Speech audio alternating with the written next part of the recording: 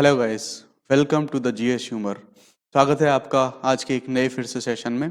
आज हम एक नया वीडियो लेके आए हैं। इस वीडियो में फिर से हम एक ट्रिक के द्वारा हम अपने एक टॉपिक को कवर करने वाले हैं। टॉपिक क्या है हमारा, ये आप थंबनेल पर देख के जान ही चुके होंगे। यहाँ भी मेंशन्ड है। इस वीडियो में हम देखने वाले हैं कि जितने भी रोग बैक्टीरिया के द्वारा होते हैं, यानी कि बैक्टीरिया से होने वाले सभी रोगों को हम देखेंगे कौन कौन से रोग बैक्टीरिया द्वारा हो रहे हैं, और इसी क्रम में हम देखेंगे कि उन सभी रोगों को याद करने की ट्रिक क्या है।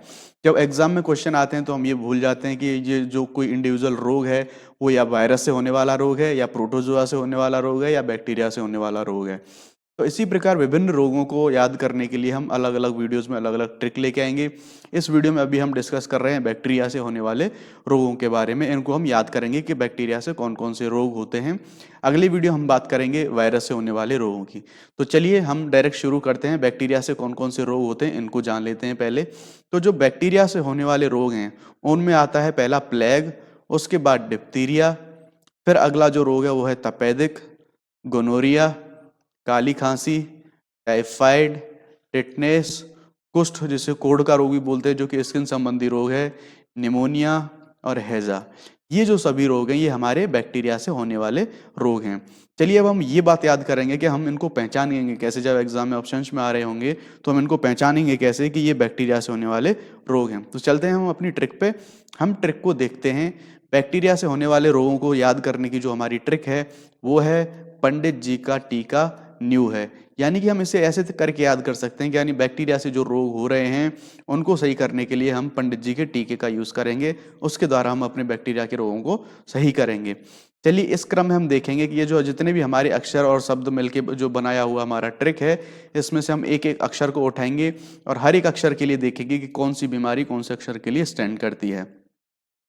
चलिए स्टार्ट करते हैं हम पहले अक्षर से। पहला है हमारा पंडित में प। प स्टैंड्स फॉर प्लेग।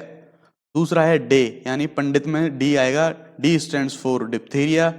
त स्टैंड्स फॉर तपेदिक। तो पंडित के लिए यहाँ पर स्टैंड कर गई तीन बीमारियां, पा से प्लेग, डी से डिप्थीरिया, ता से तपेदिक। यहाँ तक हो गया हमारा पंडित पूरा। उसके बाद आएंगे हम जी, पंडित जी को थोड़ा सम्मान देंगे तो जी यहाँ पर स्टैंड करेगा गोनेरिया के लिए। यहाँ तक हो गया पंडित जी।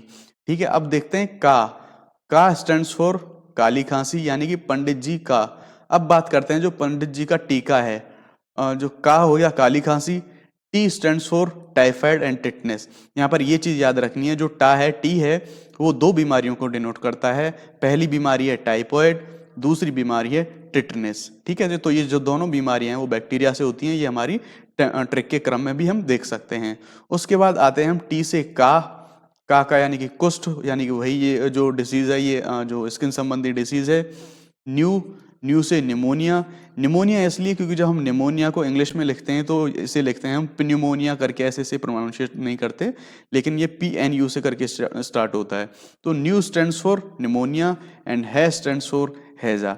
अब देखिए इन सभी को हम जब मिला के बोलेंगे, ये जो बॉक्स वाली ये जो सारी चीजें हैं, हम इनको एक बार में बोलेंगे तो ये बन के आएगा पंडित जी का टीका न्यू है।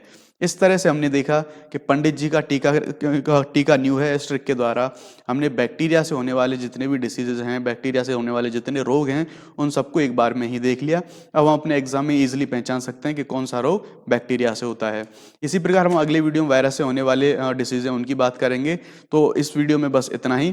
Thank you very much. इसी प्रकार की अन्य इंटरेस्टिंग वीडियोज़ के लिए आप GS ह्यूमर को सब्सक्राइब कर सकते हैं। Thank you.